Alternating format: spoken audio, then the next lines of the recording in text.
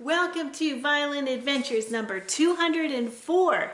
We continue our restoration on the 1800s violin. Another violin took a tumble, so we repaired that. We worked a little bit on the carving of the new violin, along with other things. Hope you enjoy. We're going to get the clamps off and shape the bass bar.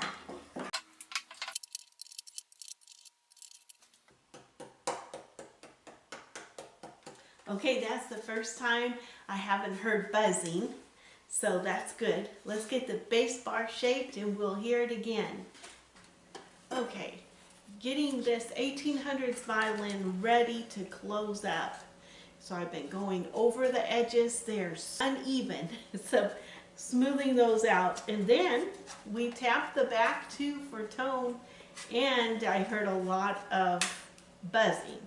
So a lot of it is just all the old glue everywhere. So I'm taking off the old glue and I'm going to close up the seams here on the bottom of the instrument.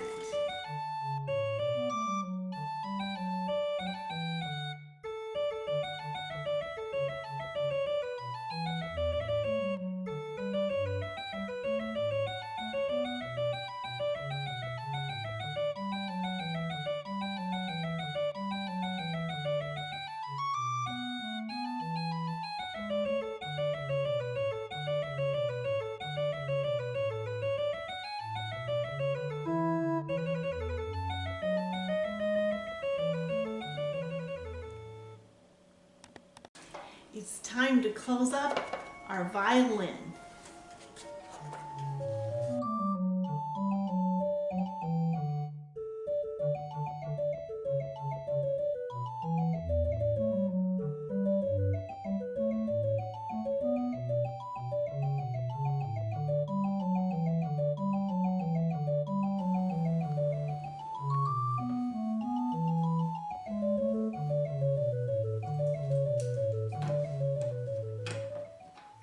It's 9:30 at night. We've got emergency repair. A seam open. So we're going to get this glued up so it will be ready to pick up in the morning.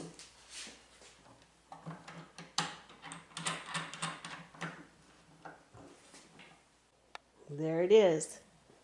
All ready to go.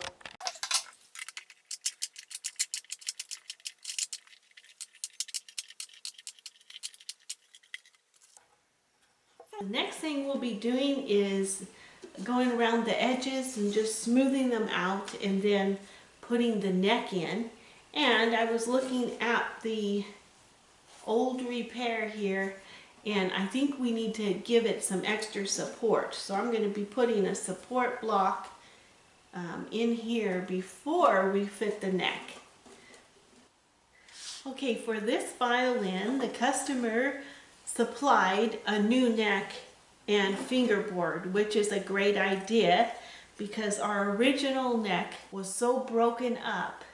So I've been working on the fingerboard because these come as blanks and you have to do a lot of work to get them ready. So the fingerboard now is ready. And then this area was very, very warped. So we've got the warp out, and now we're ready to glue this together. Okay, we're going to glue the fingerboard onto the neck here.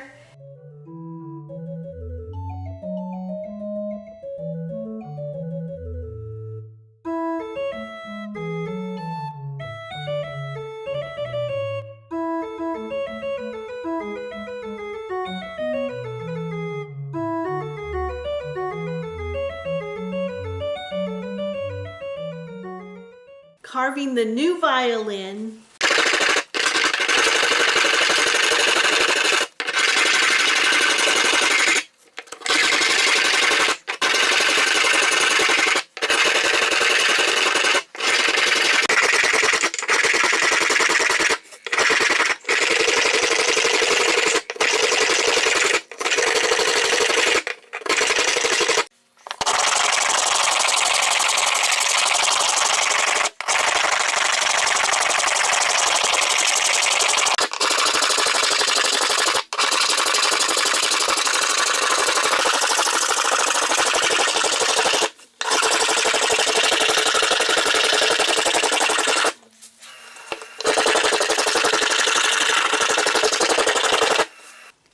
fixing the violin that had a tumble. Over here we have the violin that took a tumble, and so I've got my hot hide glue and all the. It's wonderful when your violin gets cracked or broken to save all the pieces. It makes it much easier to put back and a lot cheaper.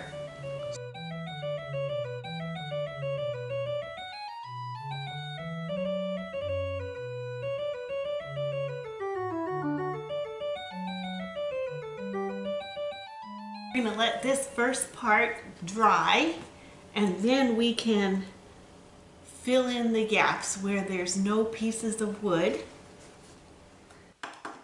Okay, I've fit a little piece here, and we're going to glue it in.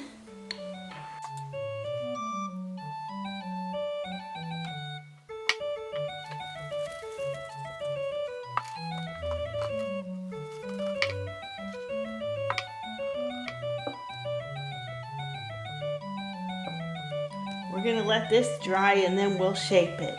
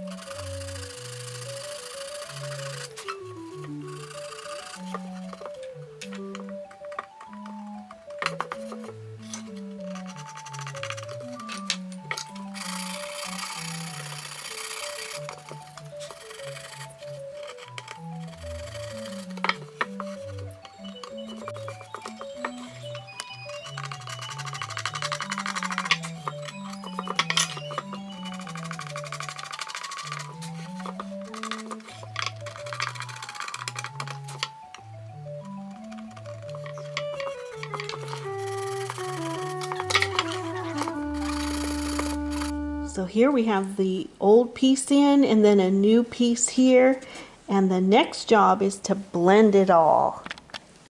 Well, here it is with a sealer coat on.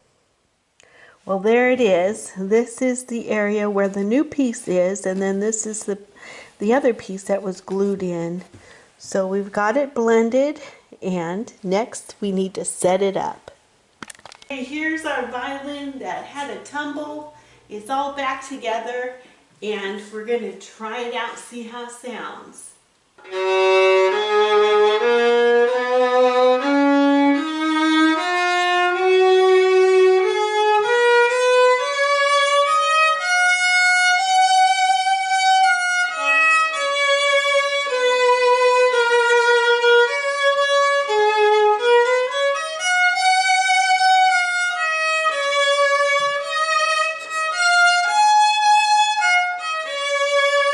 Sounds good. I don't hear any buzzing. I don't hear anything off.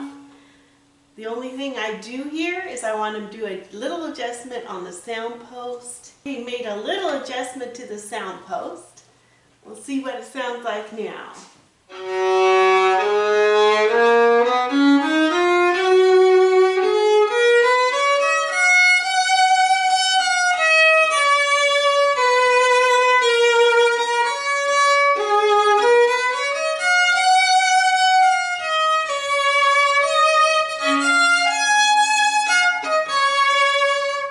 Okay, it's much more responsive and a little more life in the tone.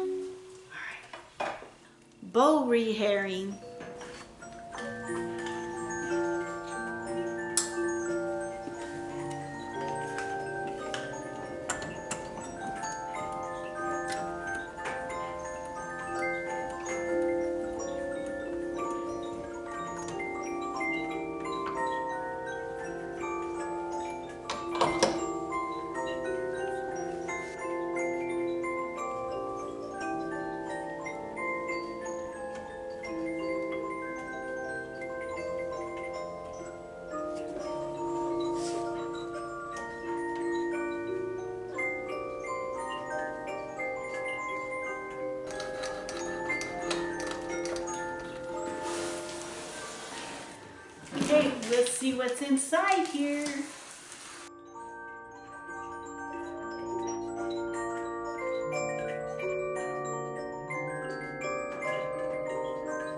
Nicely packed.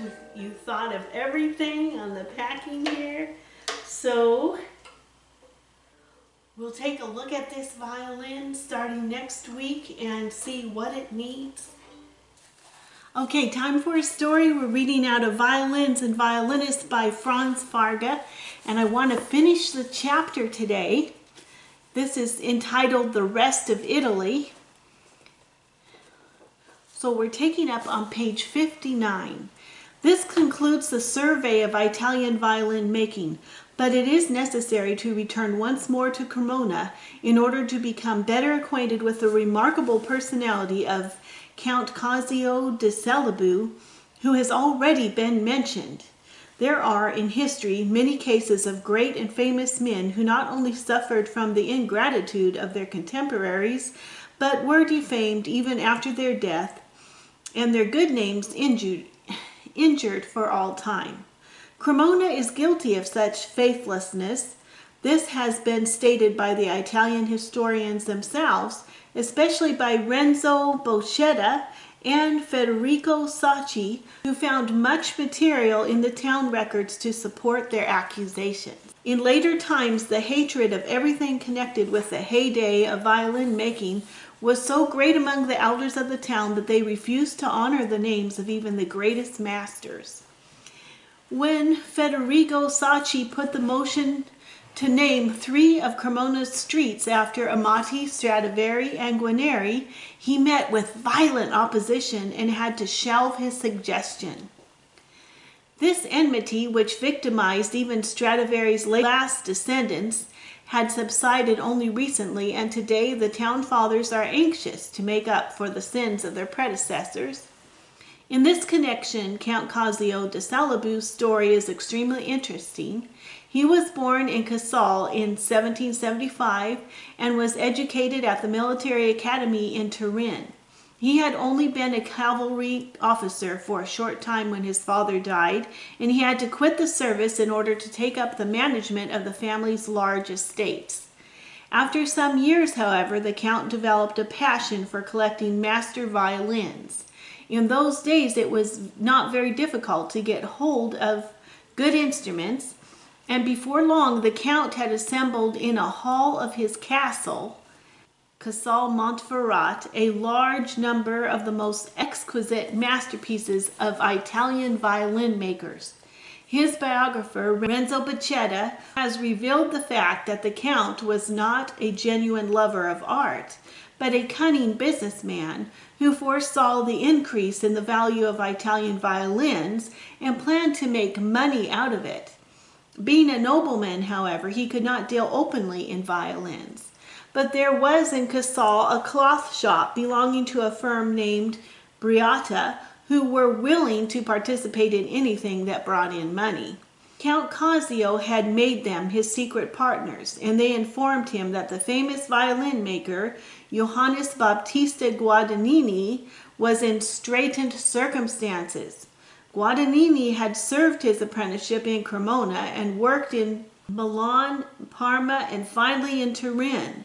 There, in his old age, he found himself threatened with complete ruin. Count Celebu visited the old master, playing the part of a patron of art, without, however, donating any money for the love of it. Guadagnini gave him a large number of excellent instruments for which he had not found any buyers, but the Count made him wait a long time for his money. Bocchetta has published the correspondence between Guadagnini and the Count. There we find, among other letters, one in which the old man implores his benefactor to pay up. We learn from another letter of Guadagnini's that the Count had bought many old, badly damaged instruments second-hand and given them to Guadagnini for repair. In this case, too, he must have forgotten to settle the master's expenses for costly resonant wood and other materials. The Count planned to sell the acquired instruments at the highest possible prices, To this end, he wanted to found a school for violin making in Turin so that he could sell his own instruments alongside the products of the Turin school. Some of Guadagnini's remarks had put this idea into his mind. Guadagnini had told them that Nicola Amati had bequeathed all his tools, models, designs, drawings, molds, etc. to his pupil Antonio Stradivari. The latter had kept these treasures religiously, and after his death they had gone to his only surviving son, Paolo, the cloth shop owner of Cremona, together with his own tools and drawings. Count Celebu was delighted. What a foundation for Turin schools of violin making! This would enable him to get workshops going, which would be a match for any competitors, and which might even produce a second bloom of Italian violin making. The result of this was that the firm of Briata cloth merchants paid a visit to their business friend Paolo Stradivari in Cremona. After the deaths of his brother Francesco and Amabano, he was in possession of everything that his famous father had left, a collection which also included not only the property left by Amati, but Carlo Bergonzi's entire workshop equipment as well. Besides, Paolo had found among his brother's belongings a dozen violins which had been left unfinished by his father and had been completed by Amabano. He was at once prepared to sell them to Celebu's negotiators, who then made an offer for the entire workshop equipment, complete down to the last bit of wood shaving.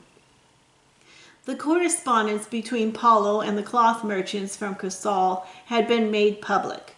On the 4th of May, 1775, Paolo wrote, "I think I have already told you that I do not object to the sale of these things, but I must make it a condition that they do not remain in Cremona.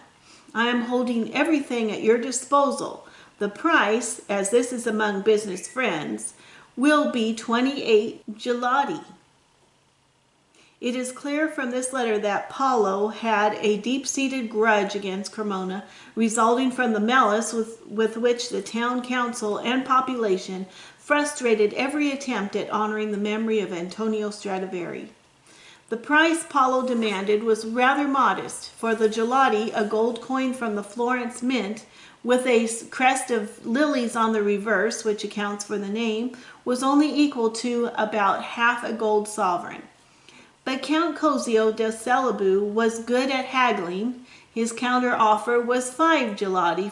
Paolo replied that this offer was too low, but he was ready to accept 6 gelati, as 1 gelati would have to be spent on packing and customs. He emphasized again that he did not want these souvenirs of his father to remain in Cremona.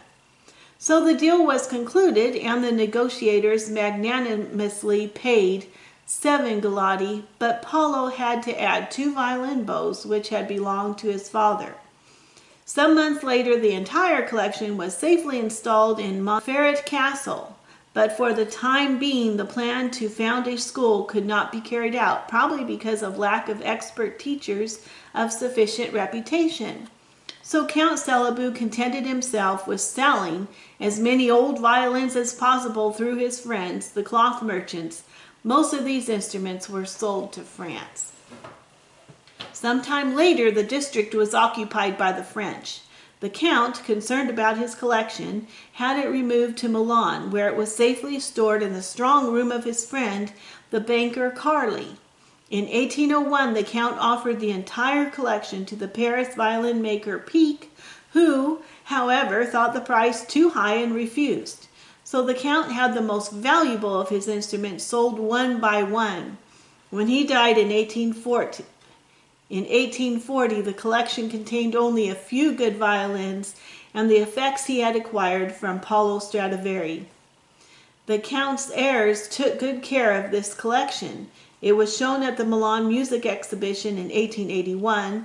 There, a violin maker, Giuseppe Forini, tried to buy it, as he too planned to found a school for his craft, but he only succeeded in acquiring the collection from the heirs of its last owner in 1920 at the price of 100,000 lire. With this purchase, Fiorini had all but ruined himself. He offered the collection in turn to Florence, Bologna, and Cremona, making it a condition that these towns should agree to open a school for violin making. None of them, however, would do so, and he therefore decided to carry out the plan himself in Rome. He was prevented, however, from running his school by an eye disease which made him nearly blind. So the unfortunate man had to give up his life's ambition, and he gave the entire collection to the city of Cremona in 1930. At last Cremona realized what it owed to the memory of its great masters, and the Sala Stradivariana was opened in the town hall in the same year.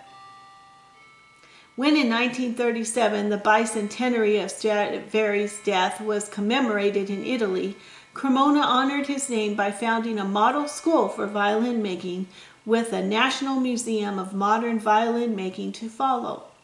But Fiorini did not live to see the dream of his life fulfilled, a dream to which he had sacrificed his entire fortune. He died in Munich in February 1934. That's the end of that chapter. The next chapter is Jacob Stainer, an Austrian genius. Freddie wants to chat. Hi, I'm Freddie, and this is my corner, and now I have to tell you about my friend, Mr. Timothy Winters. So, he had a beautiful, nice Bible that his aunt had given to him, and it was all full of notes, and he just really liked that Bible. And so, something happened to it, and he wanted to get another one just like it. So he found one, and here's pictures of it. It's really nice because of the big cover on it, and on the sides it had to find the books easier with these reference markers on the side, and it's a beautiful Bible.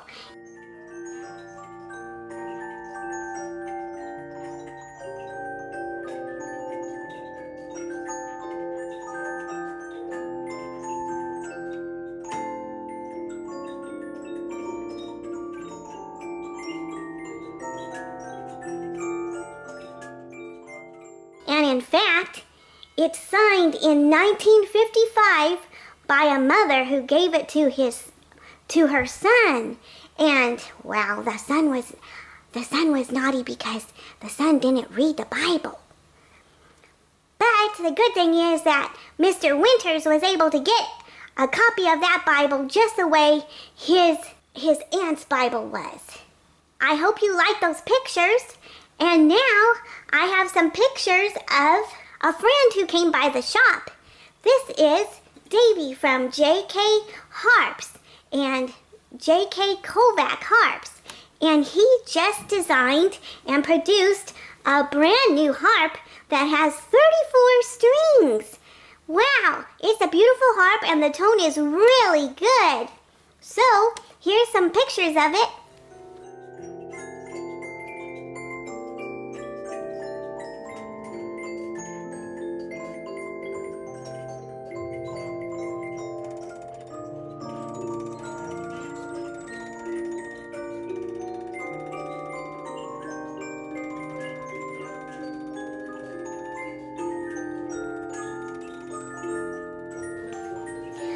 Thank you so much for sending in your projects and your great situations. And we'll see you next time. Bye. The Hebrew Minute. Yimlo Kashem La'olam, Elohaik Zion Lador Vador, Hallelujah. Lord, He will reign forever. Your God, O Zion, from generation to generation, praise ye the Lord. If you can find where this is found, please leave it in the comments below. Well, here's our Friday. Quite a huge storm of wind and rain.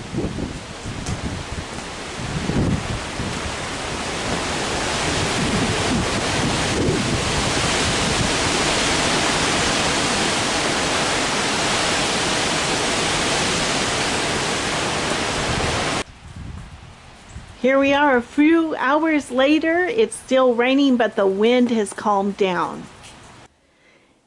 In the shop, I see the effects of our little mountain range. Here's our little Appalachian mountain range. It's only gone a few inches higher this week. Here's our special 1800's violin closed up, and now we're getting to work on the neck. And here's our next repair to start on Monday.